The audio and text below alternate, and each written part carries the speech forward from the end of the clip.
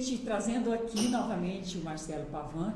Bom, paramos então no bloco primeiro, que o mundo está muito contraditório. Está acontecendo muita coisa no mundo que as pessoas, não digo do tempo antigo, mas as mais religiosas, as que creem na Bíblia, que creem naquele Deus do Criador, eles estão meio assim, né, conturbados. E aí eu falei, quanto que esse mal, você explicou tudo, né, desse mal que está acontecendo a nível espiritual também.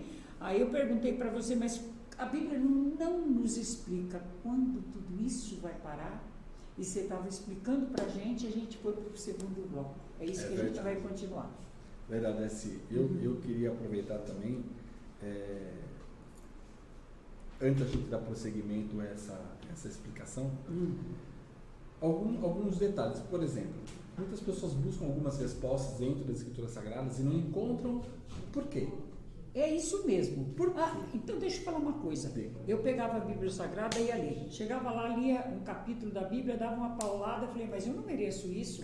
Aí eu ficava meio constrangida. Falei, mas que negócio? Eu não entendo muito de Bíblia. Então, a Bíblia é um livro que é difícil você ler sozinho. Né? Você sempre tem que ter alguém que se especializou na leitura da Bíblia, porque a Bíblia não é um livro de um romance. A Bíblia ela tem história, ela contém parábolas, tem coisas que você tem que ler de forma literal, tem coisas que você não pode ler de forma literal. Vou te dar um exemplo, né? No Novo Testamento está indo lá a parábola dos talentos, né? E sim. Muitas pessoas levam isso para o lado material. Está errado? Não está errado, tem até um fundamento, mas o contexto não é esse.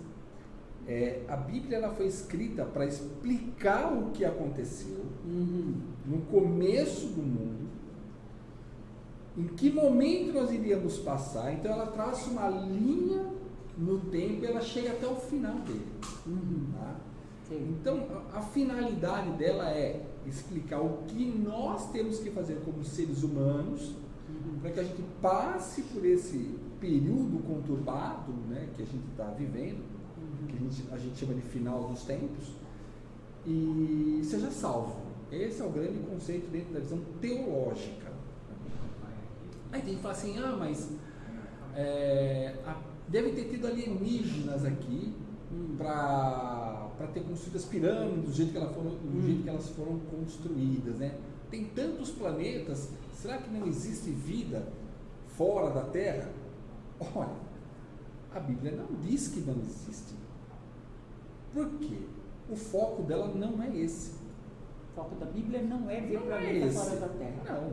Não é esse. O foco dela é explicar o que aconteceu, como o mal entrou, em que situação nós estamos, o que nós temos que fazer e para quando isso terminar, nós sejamos salvos.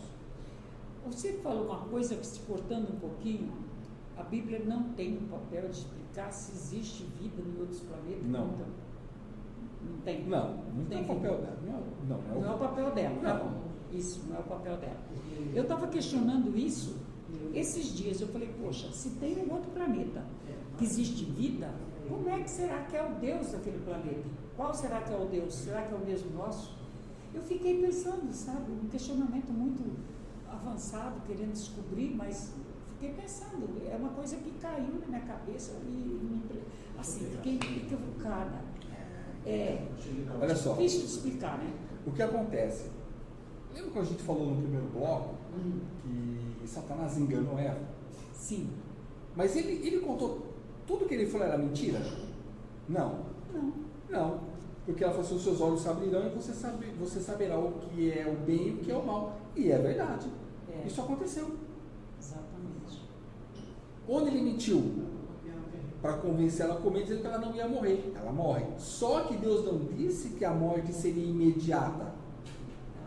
Aí não, a Bíblia diz, olha, você vai morrer. Mas não disse que imediatamente você iria morrer. Certo. É como se você tivesse um ventilador, né? Você vai lá e desliga. O que acontece? Ele vai diminuindo, daí ele para. O que é? A criança, a juventude e a velhice à parte. Ali, ventilador parou. Porque você está desconectado da energia. Quem que é energia? Deus. Como que a gente sabe que a energia é Deus? A energia ela é representada pela respiração. Porque quando você vai para Gênesis, lá em 2, no capítulo 2, ele vai dizer o seguinte: Deus, como que ele cria o mundo? Ele cria a luz, ele cria a vegetação, ele cria a água e separa a água entre terra e céu, que são as nuvens. Ele cria os animais, e só que ele fala assim: que seja feito, e Deus viu que era bom. Que seja feito, e Deus viu que era bom. Tudo ele cria com o poder da palavra. Sim. O homem, ele não faz isso. Quando ele vai criar o homem, ele fala assim, Jesus estava junto dele, ele fala assim: façamos o homem à nossa imagem, segundo a nossa semelhança. E ali, ele, com as mãos, ele molda o barro no formato do homem. E sopra nele o fôlego de vida, e o homem se torna uma alma vivente. Então o homem ele é feito de uma forma completamente diferente de todas as outras coisas que ele criou na terra. Tudo que ele cria com a palavra. O homem ele cria com as próprias mãos. Entendi. E sopra o fôlego de vida. Veja como o ar é importante. Você consegue ficar um dia sem comer? Um dia até pode ser. Pode ser, né? Mas um dia pode ser, mas... Umas 5 horas sem comer você consegue? Um grande sacrifício de um jejum pode acontecer, mas... Vamos diminuir então, Darcy? 3 horas. Você consegue ficar 3 horas sem comer? É difícil, né? Para quando a gente está assim, sem fazer o jejum, é difícil. Tá. Mas é possível uma pessoa ficar 3 horas sem comer. É possível. Né? É. Você pode ficar 3 horas sem tomar um copo de água? Dá. Dá? Você consegue ficar 3 horas sem respirar? Não dá. Não dá, né? Não. Então, a primeira coisa que acontece com o bebê quando ele sai da barriga da mãe, Respira. ele respira. E por que ele chora? Porque dói. Ah, é? Por isso que o bebê chora, porque dói. Ele não está acostumado, aquele ar começa a vir, o tórax aumenta e aquilo dói, por isso que ele não ri. Porque já viu algum bebê que nasce rindo? Não, ele chora, porque a primeira sensação que ele sente é a dor do parto. E Deus diz que a mulher daria à luz com dores de parto. Certo? Então o bebê não ri, ele chora. Então, dentro desse contexto, o fôlego da vida é através da respiração. Tanto a respiração acabou. A primeira coisa que o bebê faz quando ele nasce é respirar. Quando a pessoa morre, qual é o último ato dela? Respirar. Expirar. Expirar. O bebê nasce, exatamente. O bebê nasce, ele inspira. A pessoa morre, ela expira. Ela expira. Acabou. E o fôlego de vida volta a Deus que o deu. Interessante. Certo? Então, a Bíblia não diz se tem ou não alienígena fora da Terra. E essas construções, a arqueologia já comprovou que os povos que viveram naquela época tinham uma engenharia suficiente para fazer aquilo. Mais rudimentar que a nossa, né? Hoje a gente tem impressora 3D de casa que faz casa como se fosse uma impressora. Né? Então a tecnologia hoje ela é diferente. Mudou. Mas não que naquela época não fosse possível. Certo. Tá? Então a arqueologia comprova. E só para a gente falar da questão de que, olha, foi alienígena que veio. Cristo só veio aqui, como você estava dizendo nos bastidores, né, quando estava tudo pronto. Não, Jesus ele se esvaziou e veio para cá. Ele já existia há muito tempo. Em Gênesis 1 estava assim: o verbo estava com Deus e o verbo era como um Deus. Então, Deus, o Pai, é o que planeja, e Jesus, como um verbo, executa. Porque verbo, o que significa verbo em qualquer língua, né? Não na língua portuguesa, significa ação. Tá? Então tudo é criado a partir dele, por isso que ele é chamado o verbo. Tá? Então ele já existia, diz que todos os seres, inclusive espirituais, foram formados a partir dele. Por isso que nas escrituras sagradas, Miguel, que é Jesus, é chamado de arcanjo. Sim. Porque só existe um. Quer dizer único. Arqui-inimigo do Batman, o principal inimigo do Batman. Arqui-inimigo do Super-Homem, o principal inimigo do Super-Homem. Arcanjo, o principal anjo. Principal anjo. Isso, exatamente. Que foi o que deflagrou os ciúmes de Lúcifer, né? Que ele queria se comparar a ele, mas não tinha como. Sim. Então, Miguel é um arcanjo, que é conhecido na Terra como Jesus. Nossa. E é ele que vem e diz assim, o final dos tempos, ele é representado por sinais. Humanidade se esfriaria, terremotos e maremotos num lugar após outro, né? Guerras e rumores de guerra, o humor da humanidade se esfriaria. Olha hoje a relação pai e filho. Exatamente. Né? Relação entre irmãos, entre amigos. Então, as coisas se esfriariam. Né? As pessoas que são cristãos seriam odiadas. E está acontecendo realmente isso, né? As pessoas que oram, que acreditam em Deus, elas são excluídas da sociedade, estão querendo excluir, estão querendo acabar com a igreja, acabar com gente que tem fé em Deus, que é burrice, que isso é besteira.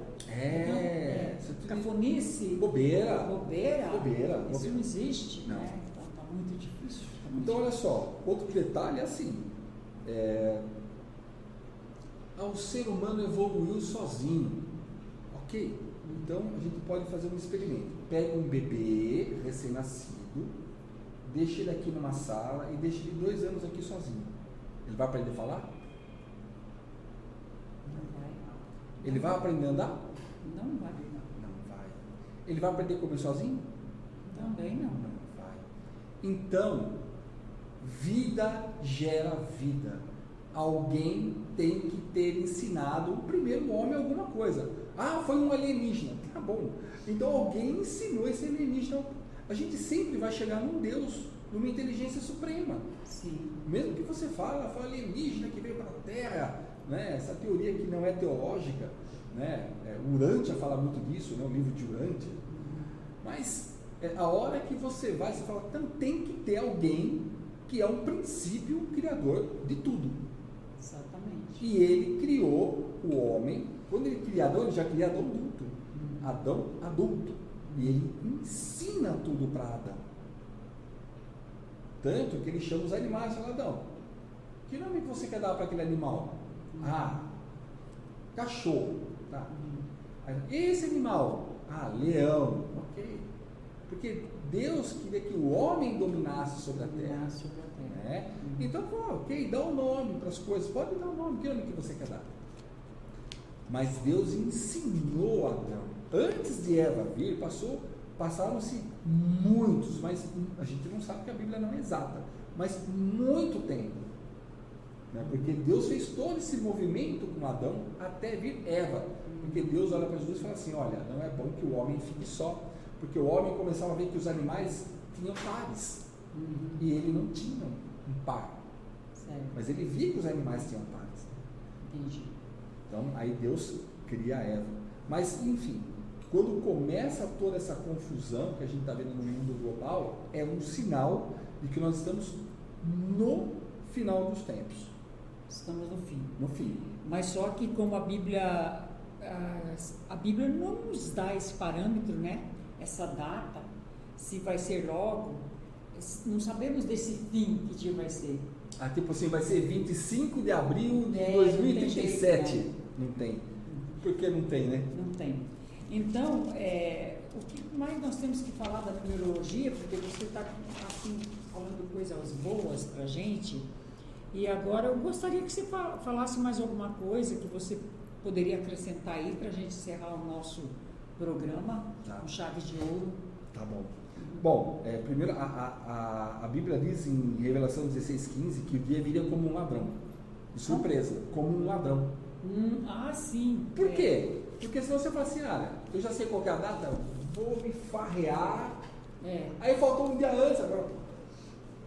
Pronto, perdão sobre tudo que eu fiz. Não. Por isso que ele não dá uma data. Você tem que estar preparado antes. Não interessa quando vai vir. O dia virá como um ladrão. Ele vem mesmo, né? E vem. Um ladrão. E... Viu a mulher da Bíblia lá orando, lá na... Ai, que dó que deu.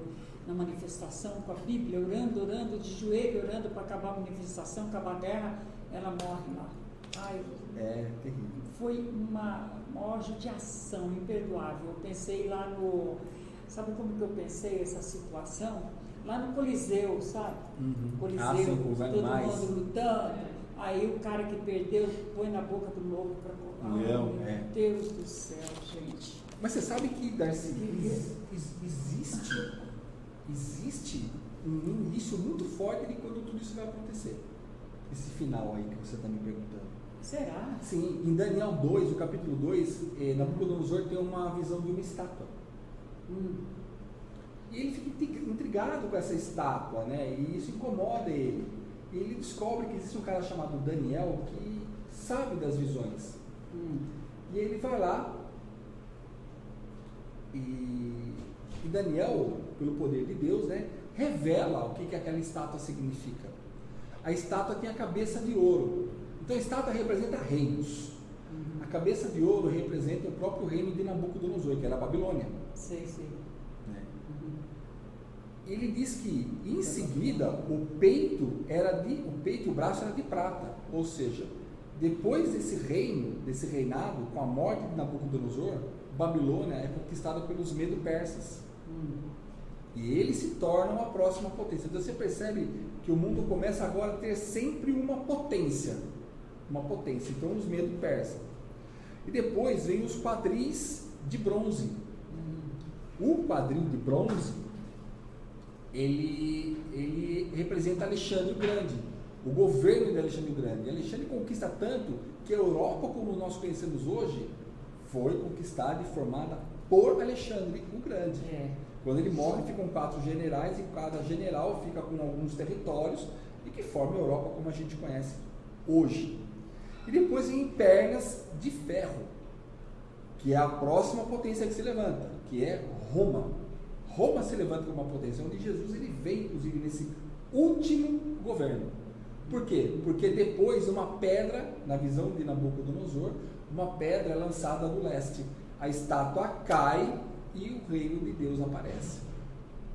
Então, o pé, na perna de ferro, representa o governo de Roma. E o pé é ferro com barro. Só que ferro não mistura com barro. O que acontece? Esse governo, essa potência, ela começa a ter conflitos. Ou seja, veja como o mundo está dividido hoje. Brasil, deu 52% para o Lula e 50% para o Bolsonaro. Você percebe que a disputa é muito acirrada. Por quê? Porque existe uma coisa que não se completa. Não se completa. Então, a pedra vem do leste. O que é do leste? Um governo viria do leste. Qual que é a potência hoje? A gente pode dizer que é a Europa Ocidental mais os Estados Unidos. Então, nós estamos no Ocidente. Isso é o texto da Bíblia que diz o seguinte: essa geração não passará até que venha o fim. Qual geração? A geração que está vivendo esse período de tempo. Quando que isso terminaria? Quando que isso terminaria? Terminaria quando a pedra do leste viesse e derrubasse o governo ou a potência, né, do Ocidente. A partir daí, não tem mais nenhum reinado. Então, se você olhar o que está acontecendo com a Rússia, com a China, eles estão onde? No leste. Então, o que está acontecendo? Eles já estão começando a se levantar economicamente e estão ficando muito mais fortes do que os governos do Ocidente. Nossos internautas e telespectadores, obrigada, né, pela audiência de vocês. Vocês estão sempre no nosso canal, agradeço, né? E um beijo grande para vocês. Até a próxima vez com o Marcelo, que eu tenho certeza que logo ele volta. Tchau.